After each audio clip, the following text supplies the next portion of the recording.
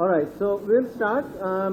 As I usually do in different states, what I would begin with is an explanation of what the mandate of the Finance Commission is, and then brief you about the meetings we have had here today in Thiruvananthapuram.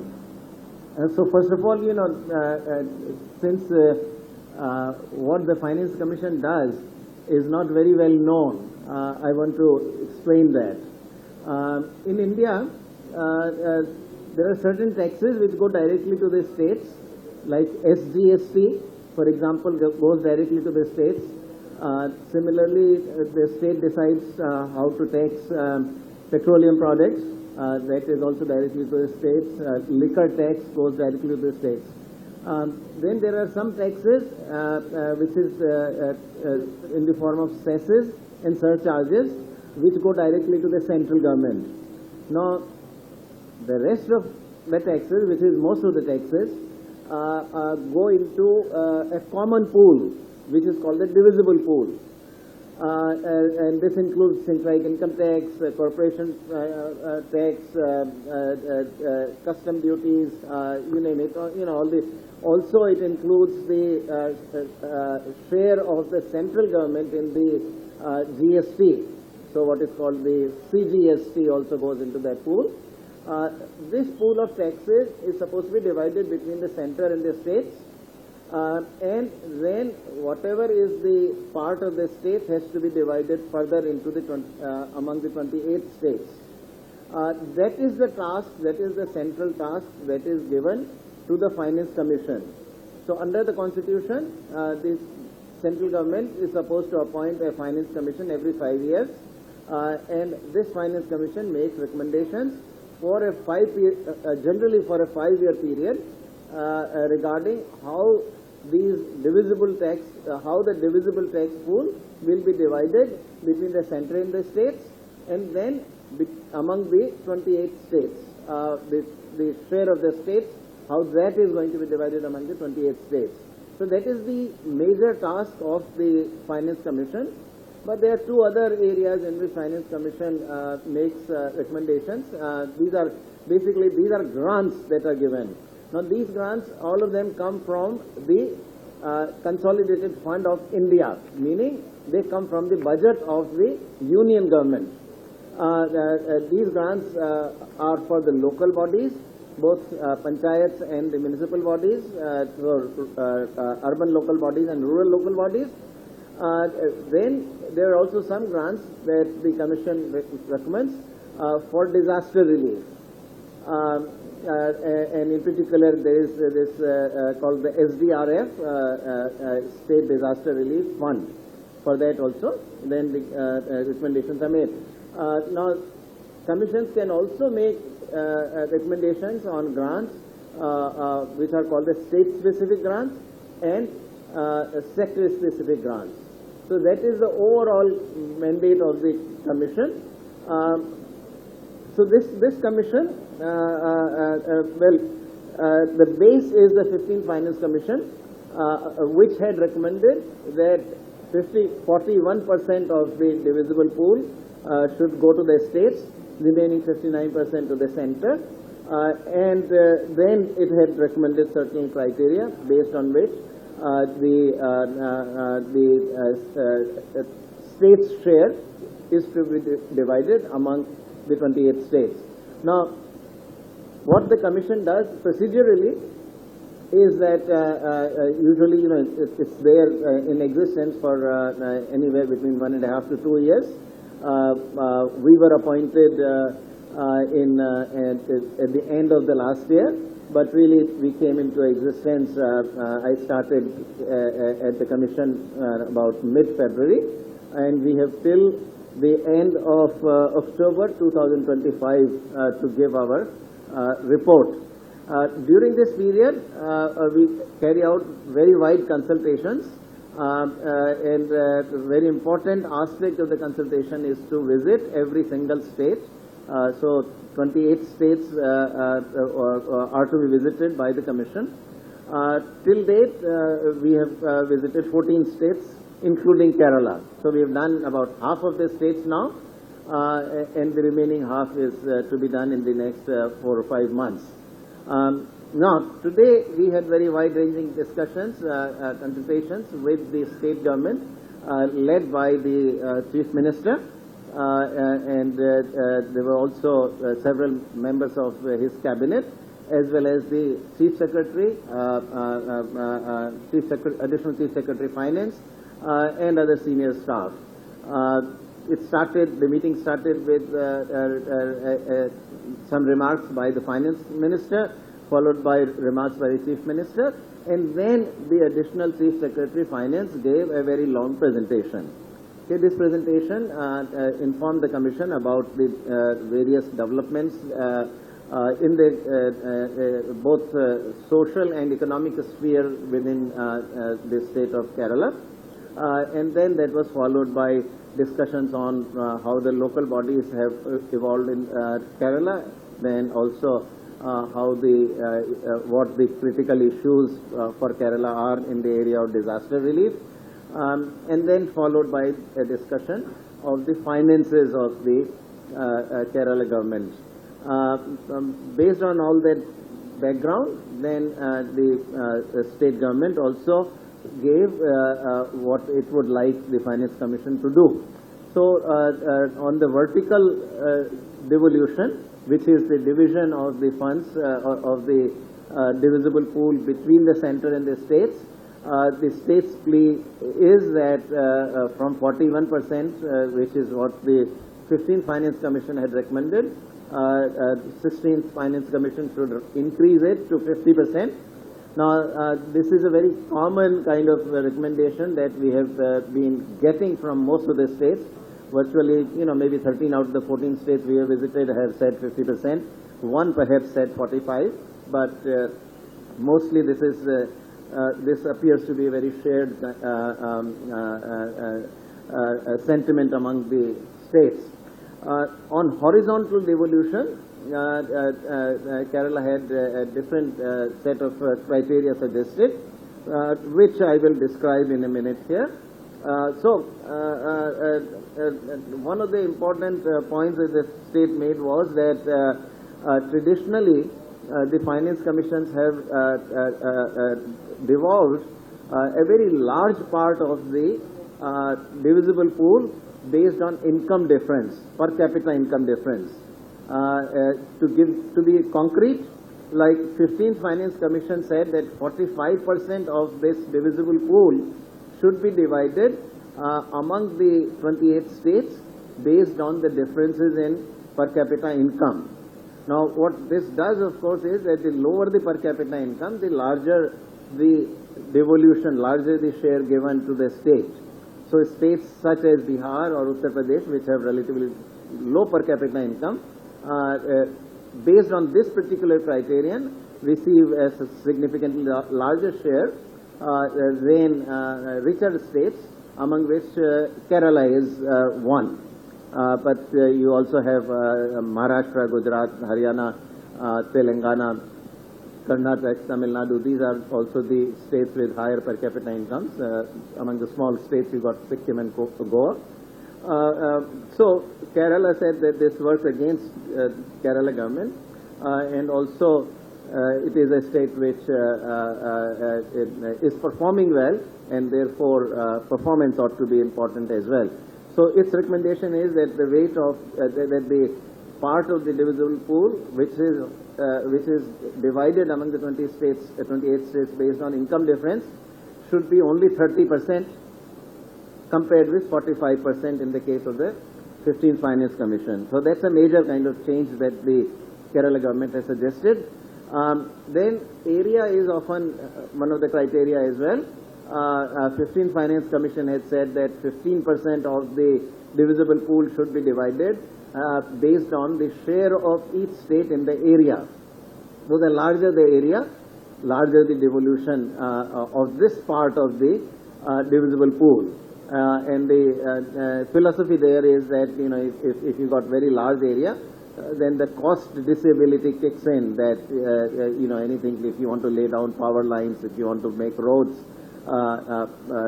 because of the lower density, because of the very spread out habitations, the cost of infrastructure is much higher. So therefore, area is given some consideration. So on that score, Kerala's pitch is that from 15%, which is what Finance Commission had suggested, that share should come down to 5%. Only 5% of the divisible pool should be divided based on the area. Then population has been one of the major factors as well, which has been used by various commissions. And the 15th had said 15% of the divisible pool should be divided based on the population. Kerala's plea is that share should be increased to 32.5%. So what they said was that, look, they need to provide funds to there is a need to provide funds to the populous states, but the government of Kerala also argued that using 2011 census data creates a disadvantage for the states that achieved success in population control. So they have recommended that either use the 1971 census or adjust the weights to balance the 2011 population with demographic process. All right. Then the next variable that is used by 15th Finance Commission is the demographic performance, which is exactly the total fertility rate, which is low, and the lower the total fertility rate, more the devolution, larger the share. So 12.5% of the divisible pool was recommended to be divided among states based on the demographic performance, meaning the total fertility rate. Kerala's plea is that the share should rise up to 22.5%.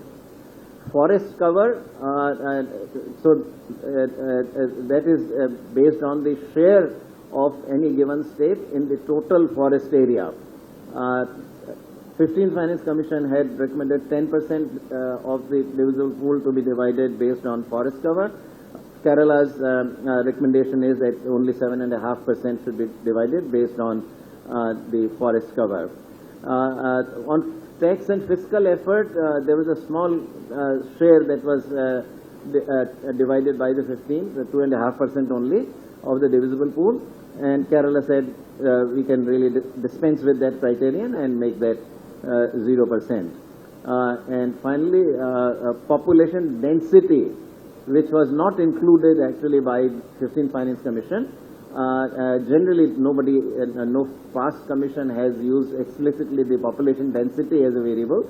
Kerala has advised including or introducing that as a criterion also, which becomes 2.5% of the divisible pool. So that makes 100%, 30% for income distance, 5% for area, 32.5% for population, 22.5% for demographic performance, 7.5% for forest cover, and 2.5% for population density. So that is the division that Kerala has suggested. We had very detailed discussions on the performance of the local bodies in Kerala, which have performed extremely well. And Kerala has devolved the most, according to the document submitted by Kerala government. Kerala has done the most in terms of devolving both the functions and finances to the local bodies.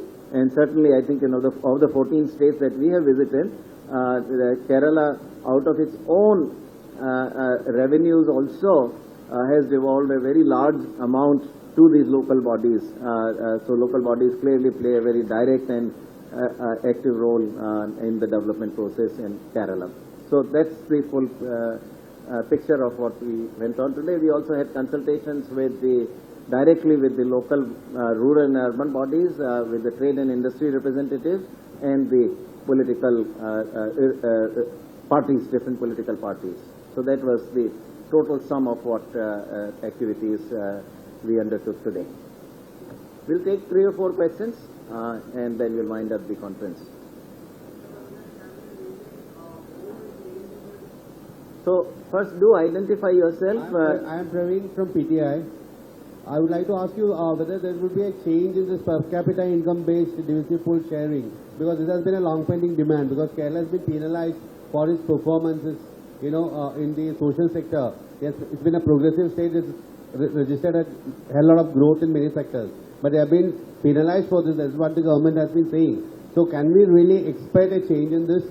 And also, are you happy with the fiscal performance of the Kerala government so far? So, I will not comment on the fiscal performance. That's something we'll go back, do the assessment and all, and eventually that will play a role in what we decide. On your question on per capita income, now what if the question is about whether or what the commission will do, I'm afraid I can't answer that question yet. We still have a lot of consultation to do. 14 states still remain, and no decision has been made. All I can say is that we are open to everything. So we are going into this exercise with very open mind. And if there is a change of direction that should be done, if that's our conclusion, then we will do that. At this point, we really have not reached any decision at all, because the discussions, really serious discussions, can only happen after we have listened to the other 14 states as well.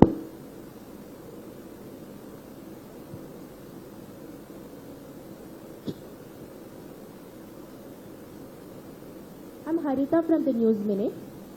So another demand from the state is increasing the borrowing limit. So the act, which is controversial, and even how can the center decide on the borrowing limit of a state? That was the demand from the state. And how do the commission address that issue?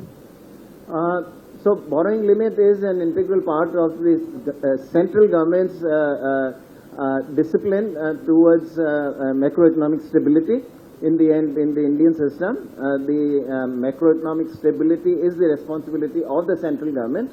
And if there is a macro crisis, it is the central government which has to come in, step in, and take whatever action that need to be taken. As we witnessed many years ago, I think you are too young, you may not remember. In 1991, we had a macroeconomic balance of payments crisis, and much of the action, almost all of the action, had to be taken by the central government. So that's the general rationale within the system for why central government then has the right to impose a limit. But what the constitution says there is that if the state governments owe anything to the central government, then central government has the right to impose a limit on borrowing. So it is a constitutional provision under which the central government does that. The commission, of course, will hopefully will look. It's not, we are not required to, but as a part of our overall exercise that we do, we would have to also look at this whole issue of macroeconomic stability over the 5-year period over which our recommendations are to apply. Right? So we got to worry about, chalking out, at least giving some sort of recommendations on what the path towards greater macroeconomic stability ought to be over the 5 years that we are making our recommendations. Sir, my name is Sabal from Malayalam News. My question is regarding the cess and surcharges. The states are alleging that by over dependence on the surcharges and cess, the central is grabbing the rightful share of states. So is there any demand for putting a cap on the surcharges and cesses? And what's your take on the increasing number of cess and surcharges? So, absolutely good question. Now, in virtually all of the states, we have seen states kind of expressing this view that cesses and surcharges, which are not shared, they go directly 100% to the tax kit, to the Consolidated Fund of India, and over the years, these cesses and surcharges as a proportion of gross tax revenues of the central government have been rising. And that, of course, means that the share of the divisible pool in the gross tax revenues of the central government has been declining. So this is an issue. Now, this is a complicated issue. All of you should understand this, that what happens is that as the share of the states in the divisible pool has been increased, the central government space, the fiscal space is reduced. Right, so at one time, like at the time of the 13th Finance Commission, 32% was going to the states, and remaining 68% was going to the central government. 14th raised 32 to 42. So immediately 10 percentage points fiscal space was reduced for the center. So how does the center deal with it, with that situation? Well, it goes back and says, okay, I'm going to raise more revenues using cesses and surcharges. So it's a response in a way of the central government. So it's a very complicated issue. You know, when the states say that raise the share in the divisible pool from 41% to 50%. Now, if the commission does do that, I'm not suggesting whether we will or not because we don't know yet. There is always this possibility of the center then going even yet more into the cesses and surcharges. So this is a very complicated, you know, it's a complicated issue. States have a legitimate complaint, center has a legitimate complaint. So somewhere the commission will have to find a sort of via media where some solution to this can be found, because you know it's a long-term problem and ongoing problem for many commissions actually. I mean, if you read back the commission's reports, 15, 14, 13, you'll see that states are constantly complaining about this. But this is a constitutional provision. The Constitution gives the central government the right to impose cesses and surcharges, and it says that it is going to go directly to the center. So, complicated question, something that has been worrying both the especially the states that we have been visiting. We will have to look back how we address this. Maybe one last question. One last. Sir, my name is Kindura from Janam TV. Sir, I think is there more demand for disaster relief fund? Kerala is more demanded for disaster relief fund. Disaster relief fund, yes. So again, on that front also, as also on the front of the local finances, Kerala has made demands like all other states for increased funds, and it has made a strong case that the Kerala is being a coastal state and very long coastline. It is very vulnerable. Also issues related to the coastal regulation zone (CRZ), which reduce the flexibility of Kerala and all. So on variety of these considerations, Kerala has asked for larger devolution of funds on both counts, local bodies as well as the disaster relief.